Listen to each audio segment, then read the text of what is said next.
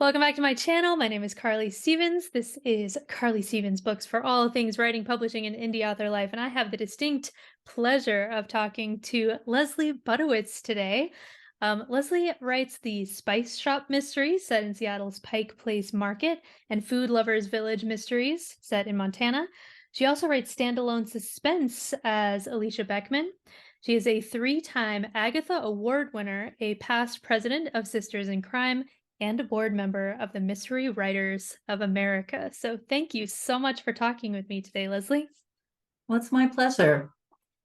We met at Pikes Peak Writers Conference, and it was just a treat to meet you and so many other writers.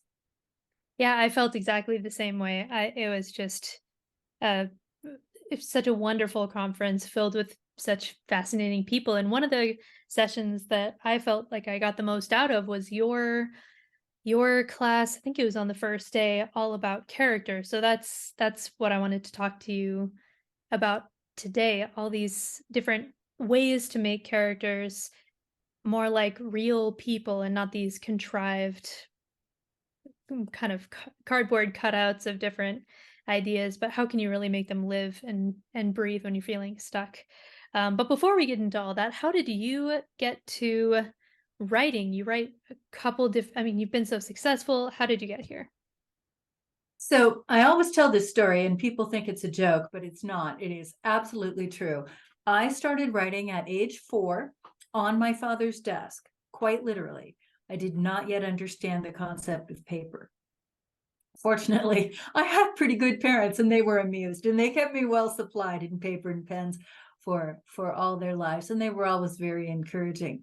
But the truth was, much as I loved reading and writing, and I even worked in a bookstore as a teenager, I did not think that you could actually be a writer. I grew up in Billings, Montana, and I knew a couple of people who had written books, people I met through the bookstore. An artist I met as a little girl, and I still have her book, Willie Weep, the Chimney Sweep. But really, writing did not seem like a career path. And so naturally, I went to law school. And I practiced law for about full-time for about 35 years. And I still practice a little bit part-time, very little. In my late 30s, I went through a difficult period, and my creative impulses resurged. And it seemed like that was the time. And I think this is true for a lot of people. If we've got strong creative impulses, when we are going through a difficult time, that's when they want to emerge, and they want to they are both our path out of the crisis that we're in, and our path forward to making a new life. And that was how it was for me. I wrote 4 unpublished manuscripts, 3 in a series and 1 separate. Each of them got some good attention, good interest. A couple of them got agents. They didn't get picked up. At the time, I was writing about a single woman lawyer living on an Indian reservation in Western Montana. My life was my research. And I think that when I started writing, it came out as mystery because of what I had been reading. I had always loved mystery since I was a little girl, and discovered the Happy Hollisters, and then the Bobbsey twins, and Nancy Drew, and all of that, and then on to Agatha Christie. But during that time when I was just starting to write, I was doing a lot of driving, as we do out here in the West, part of it for work, and I was listening to books on tape, and they literally were on tape then. And many of them were mysteries. They were mysteries by Sarah Paretsky, Sue Grafton, Ellis Peters, Elizabeth Peters, and most importantly, Tony Hillerman. And Hillerman was great for me because he was writing a series set in the West, in a place that I could recognize. I'm a Montana girl, even though I lived in Seattle for a number of years, went to law school in South Bend, Indiana.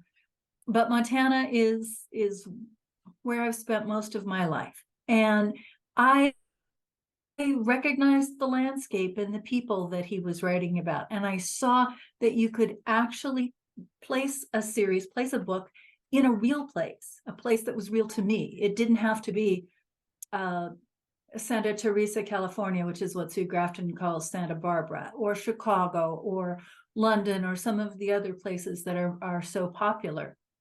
And that was really an eye-opener, and that led me to what I wrote. As I said, those early manuscripts got interest. I had a couple of short stories published, but nothing, no book contracts. And so I was joining writers groups and meeting other writers, and they would be asking me questions like, my character is a police officer who needs to get a search warrant. How do they do that? Can this character inherit from this character? Who is Miranda, and why are we always warning her? And so I started writing columns for authors' newsletters, for writing group newsletters, on using the law in their fiction. And ultimately, that led to my first book, which came out in 2011, called Books, Crooks, and Counselors: How to Write Accurately About Criminal Law and Courtroom Procedure. And I would show it to you, except it's across the room. It's not on the shelf behind me, darn it. I'll make sure to put a note in the notes down below if you want to check that out. That sounds really interesting. Great, thank you. That led to my first Agatha Award, and you can see the teapot behind me for Best Nonfiction. While I was writing that, I realized that as much as I loved helping other writers get the facts about the law accurate, I was not through writing my own stories. And so I decided that I wanted back into writing. I had taken some time away from it. And what kind of mystery did I want to write? There was no question I was going to write mystery. There's so many kinds, and I like them all. Excuse me. I chose the cozy, the lighthearted side, in part because I really enjoy it. Think Agatha Christie or Jessica Fletcher with recipes. And also because at the time, publishers, and still, publishers were buying cozy series from previously unpublished or mostly unpublished authors on proposal. So instead of spending a year writing a book and then trying to sell it, you could write a proposal and perhaps get a contract based on that. And in fact, that is what I did. And that led to the Food Lovers Village mysteries, which are set in northwestern Montana. A couple of years later, I decided to write another series. And for several years, I wrote two series at the same time. And that was the Spy Shop series set in Seattle, as you mentioned, in Pike Place Market, which is a place I fell in love with when I was a teenager in college. And then more recently, Alicia Beckman emerged, a pen name that honors my mother and grandmother, for some suspense novels, because we all have many stories in us, right? Absolutely, we do. I definitely relate to wanting to explore different sides, different genres. I love your story, and one of the things that strikes me again and again is that's so wonderful about writing is that you're never it's never too late, it's never too early, it's just one of those things that's always waiting for you when you're ready for it. And you know, I, as a young adult writer, came into writing a bit later than a lot of others as well, and I find that so lovely that it doesn't matter. You can have it for as long or as short as you want to. I will definitely be looking up that nonfiction work after we're done with this. Put it on my Goodreads. But what I wanted to talk to you about is character. Your cozies are so character centered. That's why people come back. You know, it's the place, it's Pike Place Market, but it's also more than that, the people that the readers want to spend time with. So what do you find is the balance between planning characters ahead of time, because it's a good idea to have something, you know, otherwise you can't begin, and then letting them develop organically? Like, how do you discover them? That was something that you mentioned in your class, that you needed to discover your characters. What's that balance between planning and discovery? So you're absolutely right that character is the essence of the story. When we read a book and when we tell someone about it, we talk about the characters. We don't say, you have to read this book, it's about a bomb. We say, you have to read this book. It's about a guy who, and that is what people are drawn to in series as well. People will read a series book and they may not be able to tell you the plot a few days after they close the cover, but they know the characters. They know Pepper. They know Inspector Gamache. They know the main characters and the recurring secondary cast, and they become friends, and they want to check back in with those characters. I think that characters and plot evolve together. At least they do for me. I can think of a scenario, something that I think will happen. And then who's there? Who does that involve? Of course, after the first book in a series, you know who your main character is, and you know who some of the secondary cast is, and you can follow their lives. But what you really have to do is discover who comes onto the scene because of this particular scenario that you've created. And I'll mention Between a Walk and a Dead Place, and use that as my example. I do have a picture of the cover. I think it's quite cute. I always love how the cover artist works the dog in. This one you can tell by the other imagery and by the title is set at the Lunar New Year in Seattle. And it's split between the market where Pepper's shop is and the area not that far away, less than a mile or so, called the Chinatown International District. And it is one of the oldest neighborhoods in the city, but it's also one of the most pressured by development, pressured by change. And it's got its own character and its own history. Well, part of that history for me was this old abandoned hotel. And I got this idea maybe, oh gosh, 5 or 6 years ago when my husband and I were in Seattle, and we went on a tour of the, we went to the Wing Luke Museum, which is a historical museum in Chinatown. And it's the history and cultural museum for the Asian community in Seattle. They've got a permanent exhibit of Bruce Lee memorabilia and always something changing about him. And my husband is a martial artist and a big fan of Lee. And so that was part of the draw. But we went on this tour of an adjacent building that was a family house. And I don't mean that in the sense that you and I might think of as a place where an individual family lives. In the Chinese culture, the family is the larger cultural connection, not necessarily blood ties. And so this one was also a boarding house, quite a large one. And it was just fascinating. And it dated from the 1880s. And I started thinking that I wanted to set something in a hotel like that, but one that was closed and had some sort of a secret. And maybe there was a ghost of Bruce Lee. I've never heard any legends about ghosts of Bruce Lee in Seattle, and I think it's sort of like Washington slept here. If there were any rumors about Lee having lived or worked in a place or frequented it, that place would fully capitalize on it because he is so well known there and so closely associated with the city of Seattle. So I made it up. I saw an empty parking lot, and I thought, I'm going to put a hotel there, and I'm going to kill someone in there, and I don't know what else is going to happen. And so as I started working on this story, well, how was Pepper going to be connected to that? She and her mother and a good friend are going to be down at the Lunar New Year celebration on the food walk. And then this other woman, and I knew who it was, she had first occurred in an earlier book. She is a museum curator, so she had a reason to maybe be in this closed hotel, right? I could come up with that reason. And I started thinking about, okay, Roxanne, the curator, finds this body, and then she finds Pepper, and then this happens, and it's kind of a braid.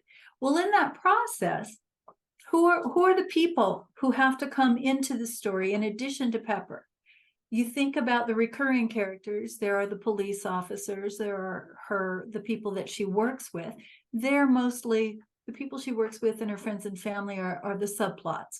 But for this main plot, this murder, who do we need? Well, we need the person who found the body. We need the people who own the building. We need people who have secrets related to that building. I did not know when I started this that the secret was that there was a hidden Chinese pharmacy in the basement until I found the body. And I was not actually writing yet at this point. I was just planning it out. I didn't know the secondary secret, which I won't reveal until well into the first draft, fairly near the end, actually. I started thinking about who these people are, what are their connections, what's their internal conflict, and what do they do about it, their exterior conflict. One of these people has a close connection to a close friend of Pepper's, and so that becomes an interesting thing to explore.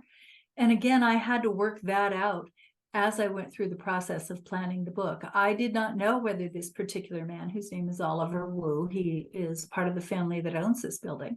I didn't know if he was going to be a good guy or a bad guy, but he turned out to be a pretty decent guy. And so that meant changing some things later. But all these things emerged as I put the characters together and watched what they might do, what was within their character. Okay, so it sounds like you start more often with a premise or a plot, and then you kind of figure out what sorts of people need to be there, and then you let them react more naturally as the plot becomes clearer to you, or as you explore that premise. Is that a fair That's way? about it. I would say, though, that I don't start with a plot so much as I start with a scenario. A what if? What Okay. if there's this closed up hotel and there are these businesses around it and there's this event going on and a body is discovered? That was my scenario. And then the plot, the what happens next and why, that emerges as I begin to populate the story and Okay. see where people go.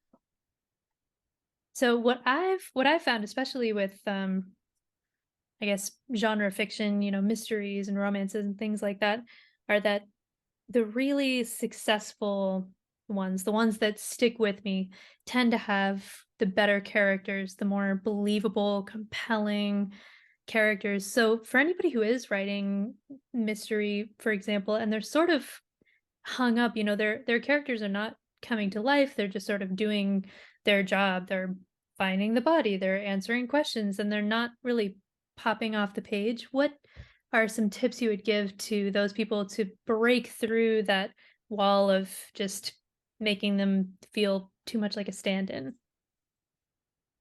That's a really great question. And I think it's especially important for mystery, though I suspect it's true of all kinds of genres, and non-genre fiction, but especially in mystery because we are focused on having a plot that hangs together. We have to have the killer, the victim, the motives, and we have to change the people. I think the most important thing to do is to make sure you know who your story people are. So when I'm in the planning phase for the story and I'm thinking about the characters, there are always things I want to know about them. I want to know their general story arc, what happens. I want to know some physical details about them. What do they look like? Who's their family? What is their work? Maybe I need to know where they live. Maybe I don't. I need to know their personality traits. And sometimes, I might start out a little arbitrary and think, well, this person is this way. They're really bitter. Well, okay, why? And I explore why. And I want to know their goals, their conflicts, both the internal conflicts and then how that externalizes what they do because of how they feel. And everything really is driven by our actions and reactions to things. We feel something, and so what do we do? And I ask myself their secrets, particularly if I think that they could be a killer. If they're going to be a suspect, I need to know what their secret is. They need to have had an opportunity to kill the person. They need to have had a motive. And I think about all of those things. I don't just decide them. I think about them. I work with that. I go back and forth. It's a really messy, kinetic process. I may have a whole bunch of computer screens open all at once because I'm thinking about, for example, Oliver, the character I just mentioned, in Between a Walk and a Dead Place, and he's going to do this certain thing. Well, then I might go to my outline or my notes for an outline and make some notes about what that's going to be. His interaction with Sita, who's Pepper's friend, his interaction with the police detective, his interaction with his father, who is a very important person in the story as well. And think about those things. Well, then once I do that, that leads me to another idea. Okay, so how did Sita respond? Especially, how did she respond when Oliver made this date to take her to the symphony and stood her up? Well, where was he? What had happened? And so there's this braided effect, and that's why I say it's really messy. But I want to know who the people are in a kind of a well-rounded sense. You always end up knowing a lot more about your story people than shows up on the page, but that's good, because that's the best way for you to present a well-rounded and interesting character. Plus, you just never know when some little tidbit is going to turn out to be really interesting. All right, so it's I've been super encouraged in several of the interviews I've had the opportunity to do, that my chaotic process of figuring things out is not, it's not just me kind of hopping between coming up with something kind of arbitrarily and then figuring something out about the character and writing that down and going back and forth until it becomes more of a person, at least when I'm successful at it. But as I mentioned, I had hit sort of a wall with some characters. So exploring people's secrets, asking the why of why are they this way? Why do they behave this way? That was a it's such a simple thing, but it's what I needed to hear at the moment. So I'm hoping that some people watching need to hear that as well. So Right. with you, you have your core people. You have Pepper, you have the police who recur, you have some of these people that are that you know particularly well and that your readers know.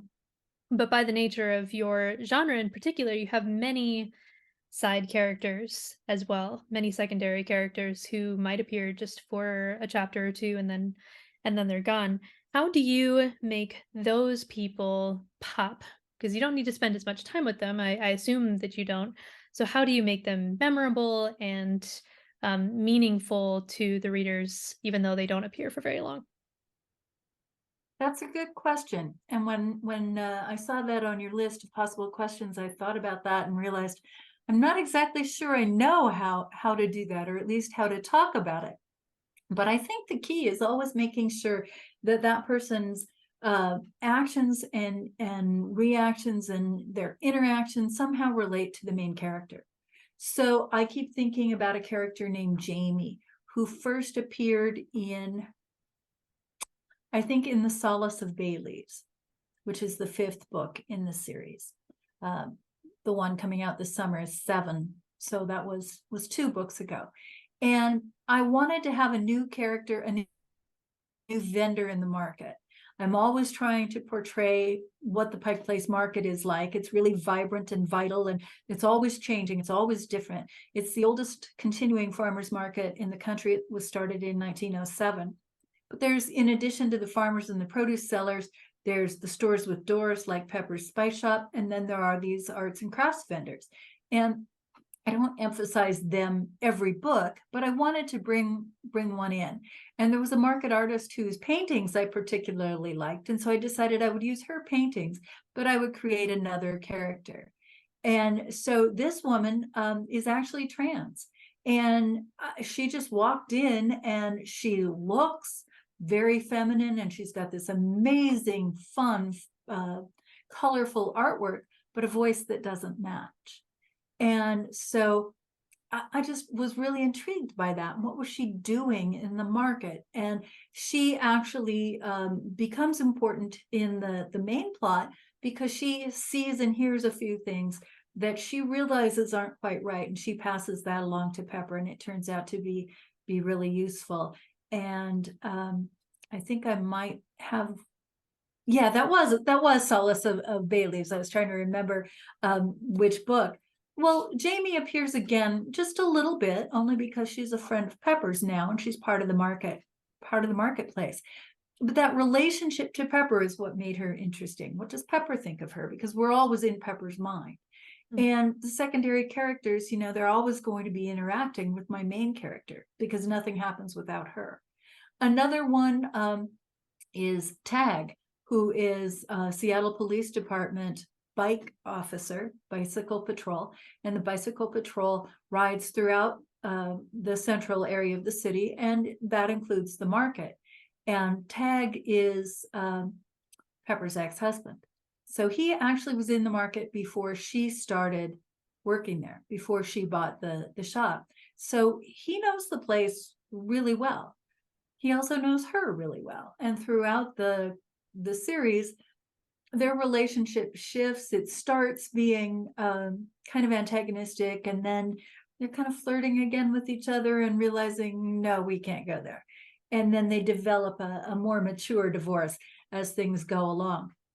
Well, what's interesting about him is his relationship to her and what he does because of that, and how he might try to protect her, how he might fight with her, how he might filter information that comes to her because of what he can see and what he can do because of his occupation, but also because of their past, and that works its way and it still influences them both.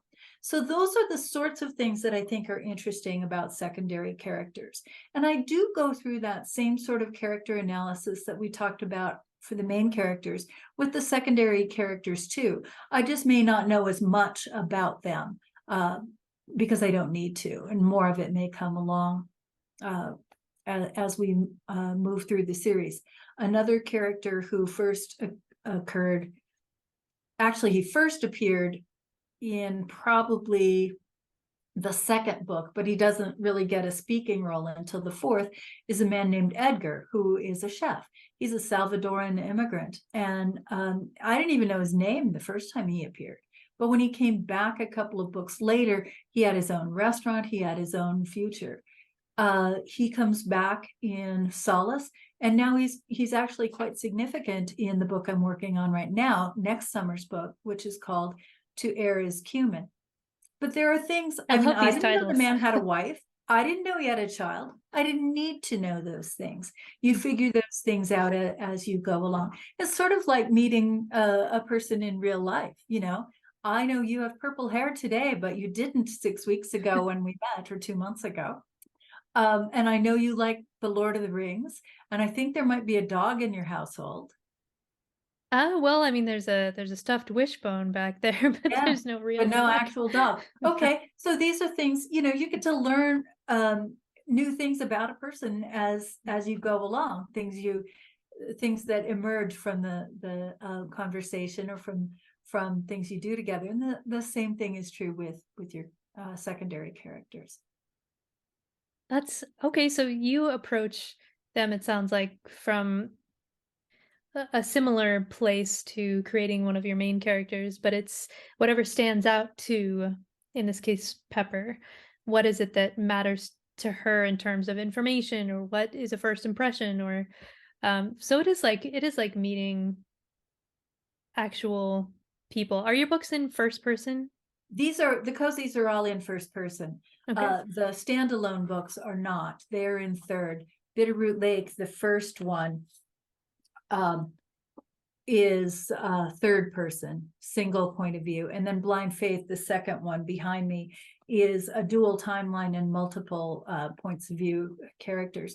But even then, when I'm writing Blind Faith, if I'm in Lindsay's point of view, everyone is in her perspective. We only know in those scenes what Lindsay knows and Mhm. sees. If we're in Detective Donovan's, what he sees about Lindsay is different than what we see about Lindsay when we're in her perspective. And so that same approach works whether you're writing in first or third, or single or shifting point of view. That's that's great advice.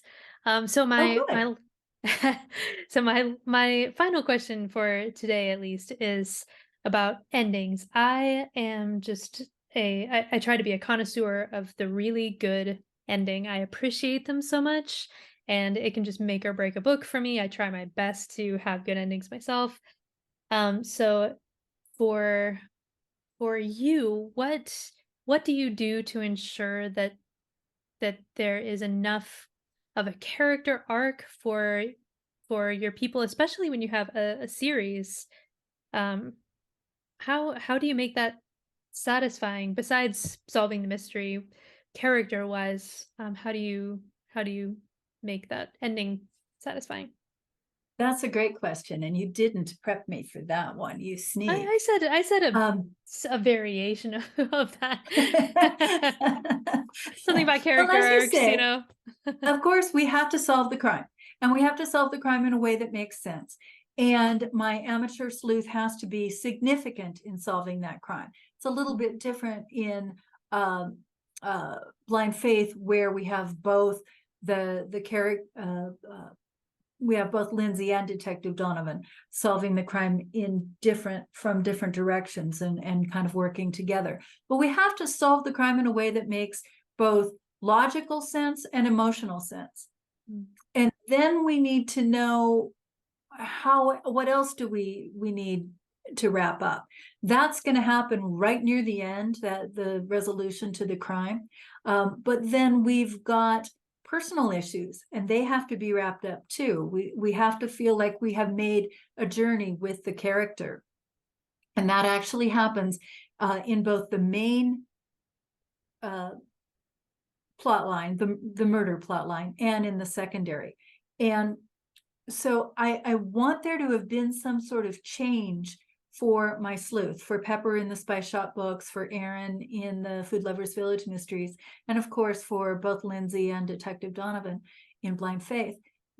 There has to be some personal change.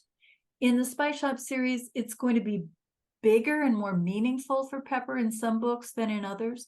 The Solace of Bay Leaves is really a deep exploration of a kind of a wound of hers. But in Peppermint Barked and To Eris Cumin, it's not quite as dramatic a shift for her, but there is a shift in how she understands the world around her, and especially in Between a Walk and a Dead Place, how she understands her relationship with Nate, her boyfriend, who is in and out of the stories because he's a commercial fisherman up in Alaska, and so he's gone a lot of time. So we've got to have some level of shift for that main character, and of course for whoever else brings Pepper into this story. We might even have a shift for the killer. They're going to be caught and hopefully headed into the justice system, and eventually to some sort of punishment and rehabilitation if that's possible. But they don't always have the most self-awareness. Killers don't always have the most self-awareness, and so we don't necessarily see that particular shift. But then we see it for the other characters too.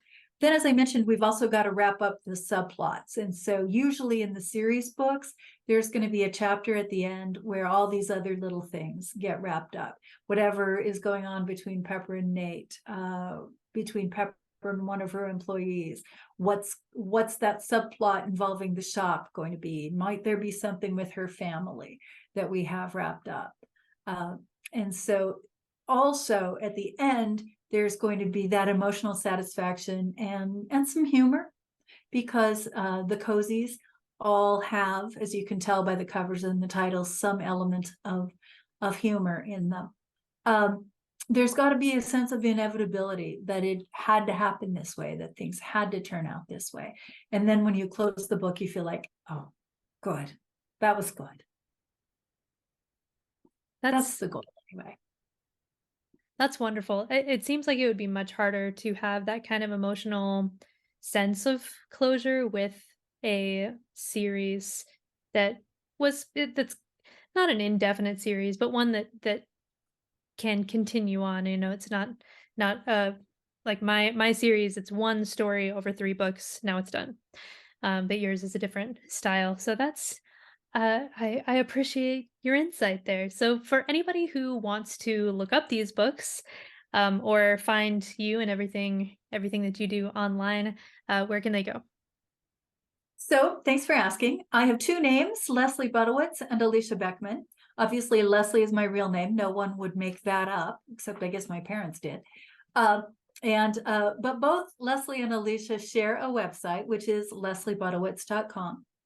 I do have a reader newsletter, and you can subscribe at the website. Subscribers get a free download for a short story. It's not part of the series, so it doesn't matter that you don't already know the series characters. You'll also see on my website a blog, and the blog is aimed more at writers than readers, but many readers are interested in it too. There's usually a creativity quote that goes out on Saturdays, some insights on writing every week or two, whatever else is occurring to me about writing world. I want to mention a couple things in particular. I have a lot of food in my series books, and so I blog with a group called mysteryloverskitchen.com, and it is 12 mystery writers who cook up crime and recipes. And I contribute a recipe on the first, third, and fifth Tuesdays. So if you like a little mystery with your food or a little food with your mysteries, I hope you'll join us there. And it's a great place to discover cozy writers. There are the 12 of us plus regular guests. And I'll just flash the title of Between a Walk and a Dead Place again. It is coming out this summer. It is the 7th in the Spice Shop series. And then I'm not sure when you're planning to air this. Will this be up sometime in June? It will be toward the end of June. Okay, so Bitterroot Lake by Alicia Beckman, my first standalone, is a Kindle monthly deal for all of June. Where else can you get a lakeside vacation for $1.99? And I love the cover too. Isn't it great? It's gorgeous. I have to tell you a funny story about the cover if I can take an extra minute. Oh, You go see ahead. this lodge on the lakeshore, and there's a lot of really amazing historic lodges in Montana, and I had a great time creating this one based on ones that I had either been in or seen pictures of. Then when the cover designers from Crooked Lane sent me the cover, it had a canoe on it. Well, of course you've got a canoe on the edge of a lake, right? And it's good graphically because it foregrounds the story. The only problem, or foregrounds the image. The only problem was there was no canoe in the story. Well, there is now. It's one of those things. It just goes back and forth. You add and made it important. I love it. Well, thank you so much for taking time out of your day, Leslie, to talk to me all about characters and about your books. This has been just a fantastic way to spend the afternoon. So be sure to check out those links down below, subscribe, like all of that stuff, and I will see you next week. Bye.